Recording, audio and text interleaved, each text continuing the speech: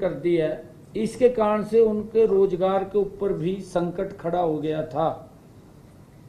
आज कैबिनेट ने ये फैसला लिया कि उस 10,000 को बढ़ा करके 20,000 रुपया हमने कर दिया है, जिससे जो प्रभावित हमारे स्टाफ वेंडर्स थे उनका रोजगार प्रभावित ना हो, उसको लेकर के इसको बढ़ाने का भी आज स्वीकृति मंजूरी दी गई है। और हमारे जो मेडिकल कॉलेज हैं उसमें डेंटल और नर्सिंग कॉलेजों में जो बन करके तैयार हुए हैं, क्योंकि अभी हमने ये निर्णय इसके तहत लिया है, इस नीति को मंजूरी दी है कि वो कॉन्ट्रैक्चुअल बेस के ऊपर उसमें जो खाली पद हैं उनको जब तक वो स्थायी पद वहाँ पर नहीं आते तब तक कॉन्ट्रैक्चुअल से उन पदों को शीघ्र ही वो भरे जाएंगे। उसकी भी आज हमने स्वीकृति प्रदान की है। हमारे जो पुलिसकर्मी हैं जो दिन रात किसी भी समस्या को लेकर के या कोई क्राइम हो जाता है उनको बाहर रहना पड़ता है, वो उनकी इन्वेस्टिगेशन के लिए जाना पड़ता है, मुस्तैदी से वो ड्यूटी करते हैं। उनका जो हरियाणा सिविल सेवा यात्रा भत्ता संशोधन नियम 2016 में भी ये हमने इस संशोधन को मंजूरी दी है कि अब वो 10 दिन की बजाय उनके दैनिक भत्ते की सीमा 10 दिन से बढ़ा करके उसको 20 दिन कर दिया गया है, क्योंकि कई बार उसको 10 दिन से ज़्यादा लग जाते थे और उसको 10 दिन का ही उसको भत्ते मिलते थे, परंतु 10 दिन से ज़्यादा नहीं मिलता था। अब उसको 20 दिन कर दिया है ताकि उनको इस दिक्कत ना आए, उनको पूरा उसके भत्ते मिले।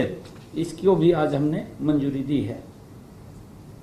एक और हमने निर्णय किया है, हमने ये निर्णय किया है कि जो हमारे पेंशन भोगी थे जिनको जैसे कोऑपरेटिव बैंक के बहुत कम पेंशन मिलती थी या MITC के हमारे कर्मचारी थे बहुत कम पेंशन मिलती थी, HMT के कर्मचारी थे उनको बहुत कम पेंशन मिलती थी, आज मंत्रिमंडल ने इस प्रस्ताव को भी मंजूरी दी है ताकि सरकार द्वारा दिए गए भत्ते और EPF पेंशन का कुल योग भी अगर उनकी कम पेंशन है तो 3,000 रुपये तो उनको ये प्रति माह मिलेगी और समय समय पर भी इसको संशोधित किया जाएगा। इसको वृद्धा पेंशन के बराबर वो देने का निर्णय आज हमारी मंत्रिमंडल की इस प्रस्ताव के अंदर मंजूरी इसको भी दी गई है। इसके अंदर लगभग काफ़ी संख्या में हैं जो लगातार वो घूमते भी रहते थे और इसकी मांग भी कर रहे थे। कोऑपरेटिव बैंकों के हैं, HMT के भी काफ़ी हैं और हमारे जो MITC के हैं वो तो कम ही संख्या है, परंतु है वो भी अभी भी वो भी संख्या है।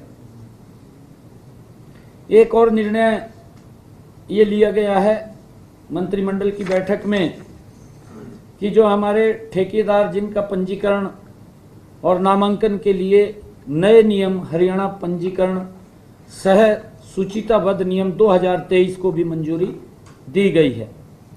ये नियम पंजीकृत सह सूचीबद्ध ठेकेदारों द्वारा बयाना राशि EMD जमा करने से छूट प्रदान की गई है ताकि वो अपने व्यापार को आसानी से आगे बढ़ा सके, उसके लिए भी आज ये निर्णय किया है। एक और आज मंत्रिमंडल में कुछ निर्णय और किए गए हैं कि हमारे जो किसान हैं और वो बिजली का स्वैच्छिक लोड बढ़ाने की आवश्यकता समझते हैं, इसके लिए 15 दिन का समय हमने दिया है। 1 जुलाई से ये हमारे किसान वो अपना ट्यूबवेल का एग्रीकल्चर ट्यूबवेल का वो स्वैच्छिक लोड बढ़ा सकते हैं, उससे इस योजना के तहत उसका लाभ ले सकते हैं। पैसे नहीं देना, 1 जुलाई से शुरू है, 15 जुलाई। इसके बदले उनको कुछ देना नहीं है, लोड डिस्क्लोज करना। वो लोड बढ़वा सकते हैं, उसके अंदर कोई नॉमिनल वो जो प्रेस नोट जाएगा उसके अंदर आ जाएगा, हमने उसको मंजूरी दी है। कोई नॉमिनल चार्ज होगा, उसको कोई ज़्यादा चार्ज नहीं है। और हमने ये भी निर्णय किया है, एग्रीकल्चर से ये संबंधित है कि 31 दिसंबर 2023 तक जिन भी किसान भाइयों ने कनेक्शन के लिए आवेदन किया है, जो आवेदन दे चुके हैं, उनके लिए भी पोर्टल खोला जाएगा, उन कनेक्शनों को भी दिया जाएगा, उसके लिए भी आगे बढ़ाने का ये निर्णय लिया है। और एक और समस्या थी किसान को, ये समस्या थी कि ट्यूबवेल फेल हो जाता था।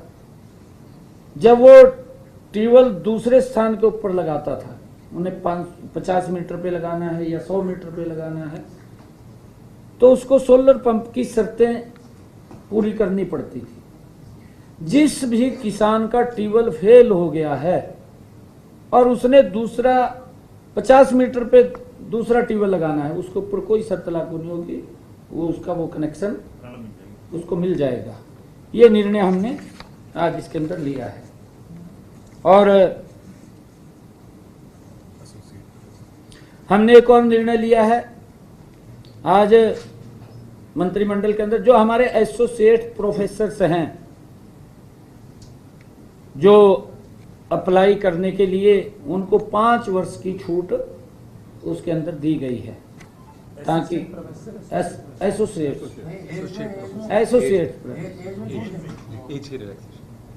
एज में रिलैक्सेशन दिया गया, 5 साल का रिलैक्सेशन दिया गया है।